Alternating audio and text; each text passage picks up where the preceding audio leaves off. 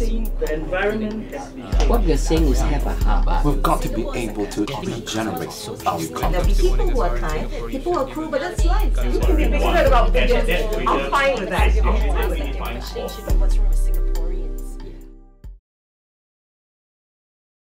The relapse rate is actually very high. Yeah. The relapse rate. And how do we sustain these people? True. Yeah. If this guy been coming, for like 6 months, so you will be asking, will he get bored coming?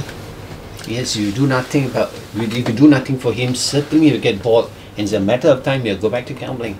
But when we train him, groom him up to be a peer supporter, giving him the opportunity to tell of his testimony, with that testimony of his, and people are looking up to him, asking, hey, is that how you managed to overcome? That feeling is so good, because to them it is a victory, and they feel good about helping others. And so by providing peer support now, it keeps them coming again, because they know that they're now not living for themselves, which they have been doing so, because gamblers are very selfish.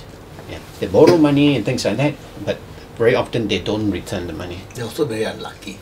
You can say that. Dr. Winslow, so the comment was made that recovery is a lifelong endeavor. Yeah. Is it true? Yes. Can I just make a very quick comment on the relapse rates, since you were asking about them earlier, Kenneth? Relapse rates are really very high in gambling. They are higher than in drug addiction and alcoholism. And the key here seems to be that people seem to think that they don't have a problem. And what they mentioned earlier, again, is very true. Before, I have over many years, I've kind of discovered that if the family members and the doctor or the therapist are working harder than the person with the problem, then the recovery is not going to happen. You might as well give up and tell them. But I think you need to have a little bit more, do a little bit more research into your gambling problem.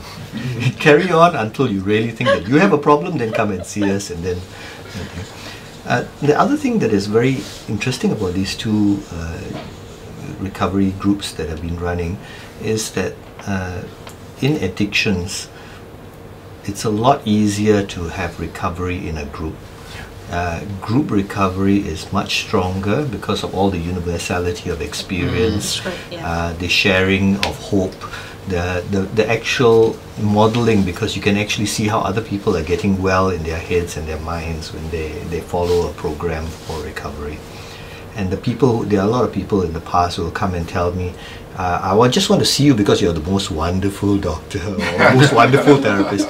It doesn't work like that. Because if you just want to do one-on-one, and the most famous one is everybody will tell the family, I don't need to see a doctor, or I don't need to see a therapist or anybody, because I know what I need to do and I can do it by myself, which essentially is that they're lying to themselves. They could do it by themselves, they would have done it long ago. Yes, exactly. And the other part that people don't realize is that just the same way alcoholics can go abstinent for a while, but if a problem arises or other things come out, they go back to it.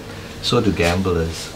So there have been a lot of times when people think that, okay, I just be abstinent and you can stop for a period of time, a few months or a year.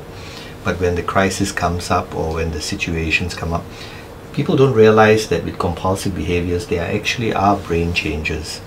You actually have chemical change in your brain, Which is irreversible. Yes, and that's the reason why when I was listening to them say that it's a lifelong process. It's true. If you show pictures of gambling to a gambler, you can actually see in fMRI scans that their prefrontal cortex starts to light up.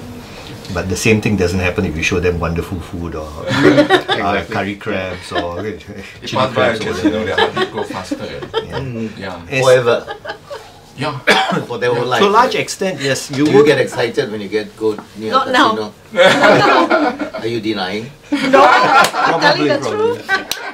She has got, and that's the other part to it.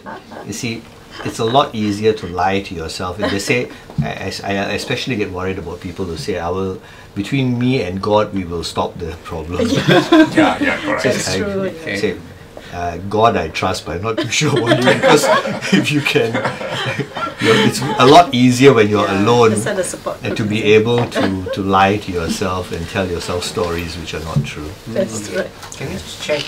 You know, all this talk about you have to reach rock bottom before you can bounce back up. But you know, all these government initiatives, You can have high rock bottom.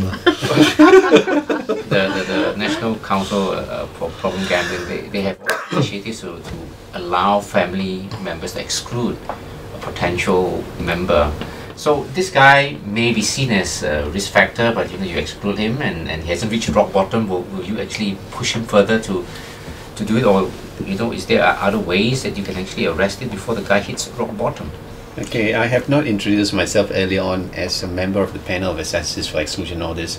I've been on the panel for the last 6 years. What panel? Panel of assessors for exclusion orders. In other words, Oh, panel of assessors yes, for exclusion for family orders. exclusion. Yeah, and so when someone in the family applied to exclude another member to bar him from entering the casino, and I'll be there in the court to hear, you know, the various reasons as to why this application should be approved.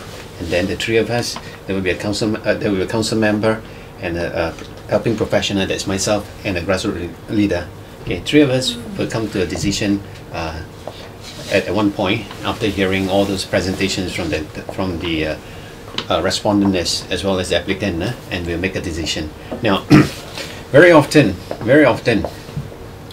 you know, I struggle because I know that by barring a person from entering a casino and then they stop there, it's a matter of time, you know, that this guy will wait till the exclusion order expire in a year.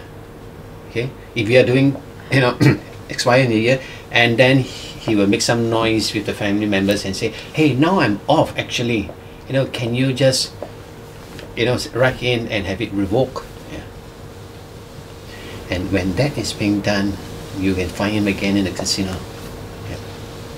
In other words, I'm saying by having him excluded from the casino is not enough.